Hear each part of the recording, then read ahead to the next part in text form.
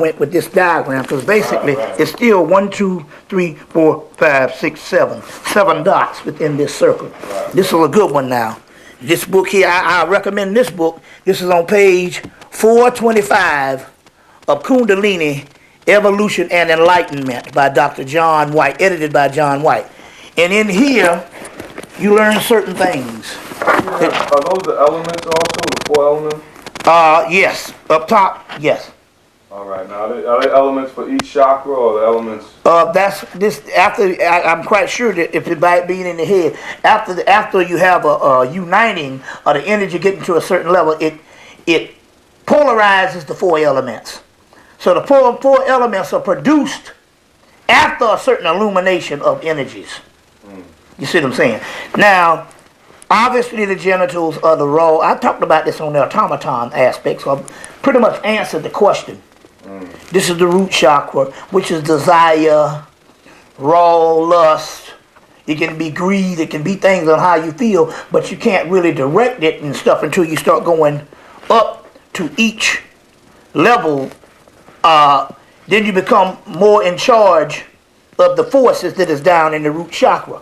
So it's more important to think about the heart chakra, because this is the first time that these particular elements that is dormant in the root chakra become active. All right. And that's when you start feeling certain things. And that's why everybody is capable of love, even the people on the lowest level. You see what I'm saying? Now, if the heart chakra was up here, we'd be in trouble. All right. But thank God it's merciful. It's in the middle, so you don't have but a short way to go. And that's why we can fall in love haphazardly. You see what I'm saying, on a particular level. And then, as you know, this is the gateway that starts the enlightenment. And the enlightenment is what you deal with it. Now, what's the difference between love from an enlightened man than love from the average human? The average human is basically it had a simulation of this energy that rises to the particular heart chakra. But because they don't have the divine mind, what happens here is this can be very emotional. It can be set in several games we play. It can be political, and it can be things for a very short time. It's only when you define this in its rightful form that it can move on to the head. When you don't define this when it rises to this particular level, what will happen is it's only a doorway that is open for a certain period of time. And after that certain period of time, if you don't define it, this is when it shuts down and you end up getting divorced. You know what I'm saying? Or whatever. Now, what is the gestation of that time? Who knows? It depends on the person. It depends on the energy. It depends on whether it was a real subtle energy or whether you were in love at all. But when you define it by surrendering to it, which is what happens in the book Llewellyn Von Lee book. He said you have to surrender to this. It's only when you surrender to this that it can go on to the head. Now, me being a master myself, I am so glad to be sitting in front of you as an enlightened person, which I was humble for years, so I can earn the right after 12, 13 years to talk about this, but I'm only talking about it from my own experience. And my experience was the first time I did this and got to this particular level. Now, I was in love several times, but the time that I'm going to start talking about being in love will be from the period of 1989 up until now. The first time I was in love with a sister named Kimberly, I fought it for a minute, but I succumbed to it, I guess that's the word. And it ended up being a meaningful relationship where we learned a lot about knowledge itself and mutual respect. And to this day, we are best friends. The second time I fell in love with Ginger, again, it was for knowledge purposes. It was for mutual respect.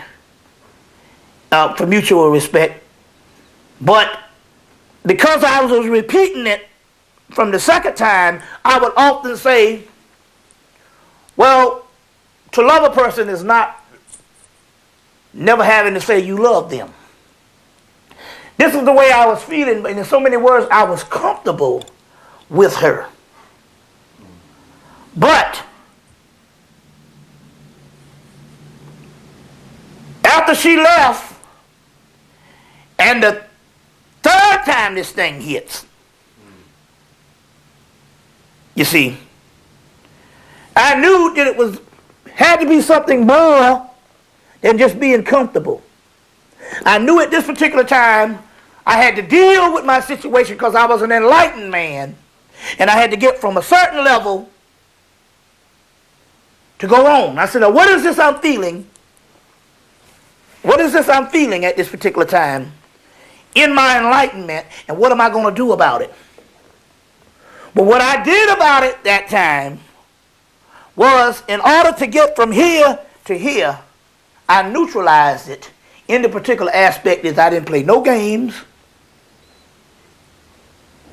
I didn't fight it. I surrendered myself to it.